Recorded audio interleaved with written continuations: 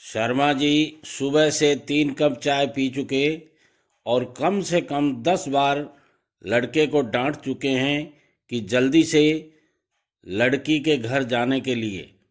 दरअसल सुबह से ही बड़े बेचैन हैं वो, क्योंकि आज उनकी बेटी की शादी के बाद पहली बार घर आने वाली है पग फेरे की रस्म के लिए। वैसे शर्मा जी आज जैसे लग रहे हैं ना, कल उनकी स्थिति बिल्कुल उल्टी थी। बेटी की शादी के बाद कितनी ही देर तक पीछे की कुर्सियों के पीछे छिपे हुए सिसकते रहे, क्योंकि मर्द रोते नहीं है ना। हमेशा से यही सोचते थे कि बेटी शादी के बाद पैर फैलाकर निश्चिंत होकर सोऊंगा बेटी की शादी के बाद।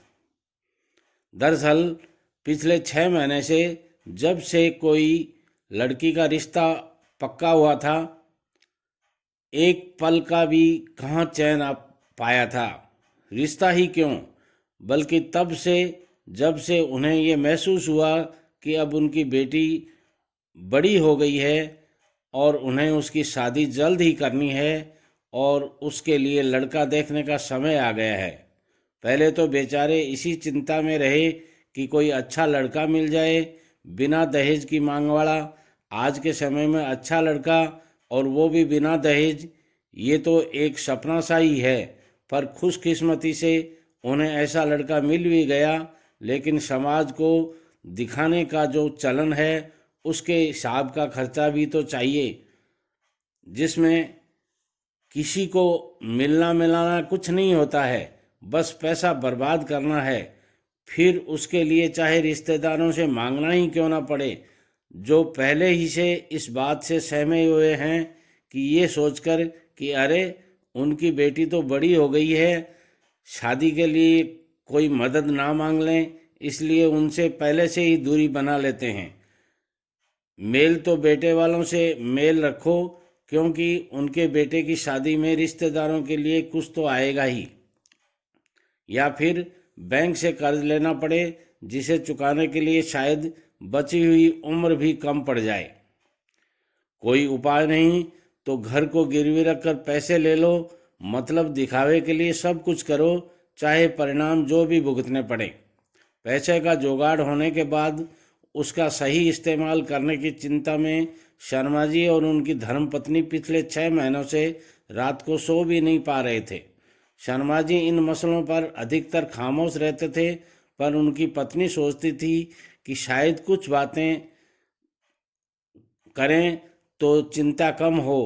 पर कभी कभी बात होती भी थी और कभी कभी शर्मा जी टीवी चलाकर उसे देखने का बहाना करते थे, भले ही वो आराम कुर्सी पर बैठकर शादी की उलझन में घंटों चिंता करते रहते थे।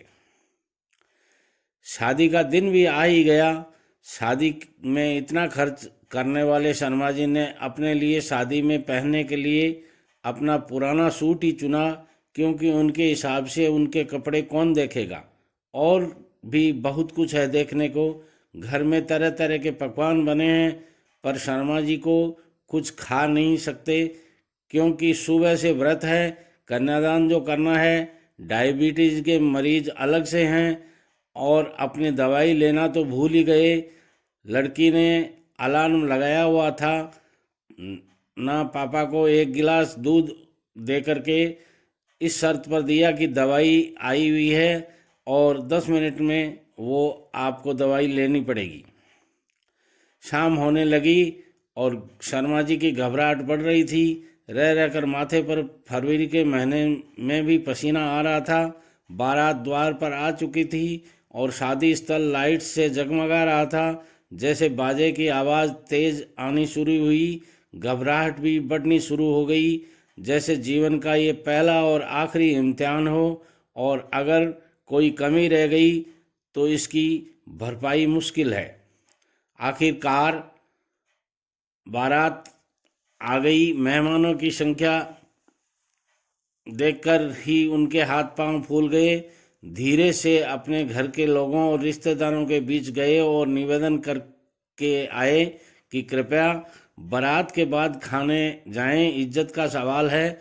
बाराती कुछ ज़्यादा से जान पड़ते हैं, आप लोग तो घर के हैं, समझ गए होंगे। घर के लोग तो ज़रूर समझ गए, पर रिश्तेदार वो कहाँ समझने वाले थे। उनका तो एक ही उसूल था, लिफाफा दिया है तो खाएंगे भी, और बारात के बाद खाना खत्म हो गया तो क्या खाएंगे। फिर भी खाने पीने का कार्यक्रम अच्छी तरह से हो गया। अब बारी कन्यादान की थी। सही मायने में तो शर्मा जी और उनकी पत्नी अब समझ पा रहे थे कि बेटी का दान भी तो करना है। अभी तक तो बस बाकी तैयारियां कर रहे थे एक बोझ की तरह, इसलिए दोनों के आंसू नहीं रुक रहे थे। जिस बेटी को बचपन से खुद से दूर नहीं होने दिया, यहाँ तक कि दूर रहने के डर से उसे पढ़ाने के लिए दूसरी जगह भी नहीं भेज पाए थे, उसे एक पल में कैसे सौंप दें अनजान के हाथों में, जिन्हें केवल कुछ महीनों से ही पहले से ही जानते हैं। कैसे रह पाएंगे उसके साथ हाथ की बनी हुई सुबह की चाय के बिना और उसकी सूरत देखे बिना। कैसे वो बेटी अपनी इच्छाएं और ख्वाहिशें उन अनजान लोगों के साथ बता पाएगी, या वो उसे समझ पाएंगे। इसी कशमकश में उन्होंने बहते हुए आंसुओं की धारा में अपनी लड़की का कन्यादान भी कर ही दिया। और अब सबसे मुश्किल घड़ी जो आने वाली थी, इसलिए वो दूर सबसे पीछे वाली कुर्सी पर छिपकर बैठ गए रोने के लिए। शायद एक पिता को एक आत्मग्लानि भी होती है कि क्या मैं इतना मजबूर हूँ जो अपनी बेटी को अपने साथ नहीं रख सकता, और उसके रहने के लिए उसे नया घर ढूंढना पड़ा। शर्मा जी भी इसी आत्मग्लानि में थे जब तक उन्हें आवाज़ लगाई गई, क्योंकि घर के लोग सब जगह शर्मा जी को ढूंढ रहे थे और वो एक जगह कोने में अपने आंसुओं को छुपाए बैठे थे।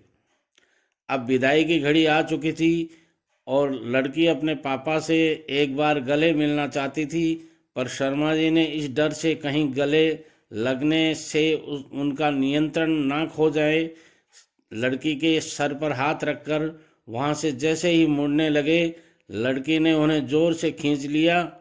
और वहीं हुआ जिसका शर्मा जी को डर था। वो खुद को रोक ही नहीं पाए और दोनों ऐसे बहुत देर तक एक दूसरे के आंसू पोंछते रहे और रोते रहे, जब तक लड़की के ससुर ने शर्मा जी को आकर वही लाइन नहीं कही जो हर विदाई में कही जाती है, आप चिंता मत कीजिए, हम बहू नहीं बेटी की तरह रखेंगे लड़की को। पर अब विदा तो करना ही था और लड़की को विदा कर दिया गया। घर पहुंचकर सब रिश्तेदार लगभग जाने की तैयारी करने लगे और लड़की की मम्मी उन्हें भेजने के कपड़े और मिठाई और गिफ्ट वगैरह के साथ तैयारी करने लगी। वहीं गुप्ता जी के पास तो जैसे आज कोई काम, बेटी की विदाई क्या हुई, सारे काम खत्म हो गए, मन से भी और धन से भी। आज शाम तक एक एक करके सभी रिश्तेदार जा चुके थे और उनके साथ जा चुकी थी घर की रौनक और चहल पहल।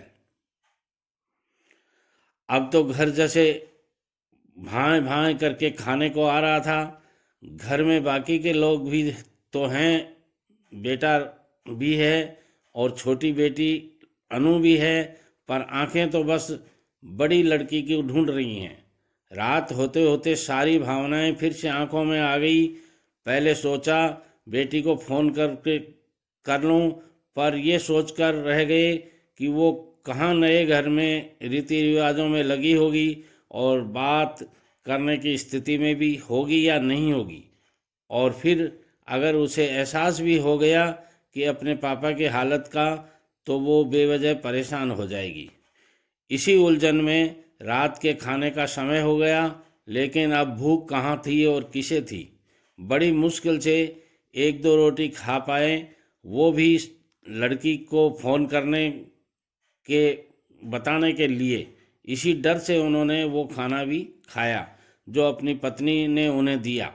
रात को बिस्तर पर लेटकर जहाँ थकान के मारे आंखों में नींद भरी थी, पर वहीं बेटी की याद उन्हें सोने नहीं दे रही थी। पूरी रात शर्मा जी और उनकी पत्नी ने रोते रोते ही बिता दी और आसमान से जरा सा चांदना होते ही फट से उठ गए कि आज बेटी घर आएगी। जैसे कल ही तो विदा किया था, जिसे कल ही तो विदा किया था। उन्हें लग रहा था जैसे सालों बीत गए हों उसकी शक्ल देखे हुए भी। लड़का लड़की को लेकर आ गया था तो ये सुनते ही गुप्ता जी गेट के पास पहुंच गए। बस इतना ही पूछ पाए, कैसी हो बेटा? ससुराल में कोई परेशानी तो नहीं हुई? फिर दोनों पक पक पक कर रो पड़े। बहुत कोशिश की अपने आंसुओं को रोकने की, पर अब वे मुमकिन नहीं था। इन सब में कुछ भी तो नया नहीं हुआ शर्मा जी के साथ।